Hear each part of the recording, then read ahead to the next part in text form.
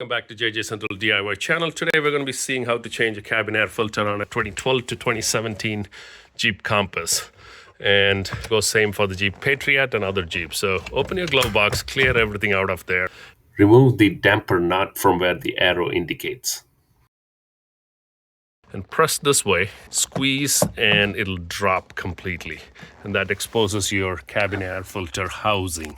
As you can see, it indicates the airflow top to bottom. Remember that.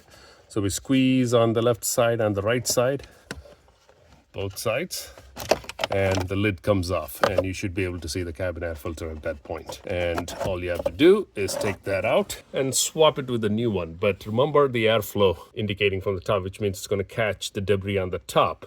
But take a look at this. Somebody installed this wrong. The airflow should be pointing downward like this. That's how they should have installed this particular cabin air filter. We'll put a new one in here. I'll put a link in the description for these cabin air filter. A good couple of companies, one with activated carbon in it and baking soda in it and multiple different stuff. So pick it up from there. It should be less than 20 bucks or 15 bucks.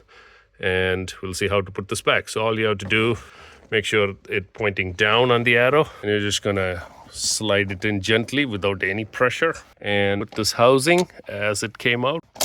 If you line it up properly, you should be able to click on both sides. And you'll take this damper thread and attach it to the glove box. And finally, put the glove box back, and you just put a little bendy pressure here so that the thing crosses there, and that's about it. Try a couple of times. All right, that's how you change a cabin air filter on a 2012 to 2017 Jeep Compass, Jeep Patriot, and all the other rest of the Jeeps in that year as well. I'll put the link in the description for picking up a cabin air filter for under 15 bucks, and you can save a lot of money. All right, see you in the next video.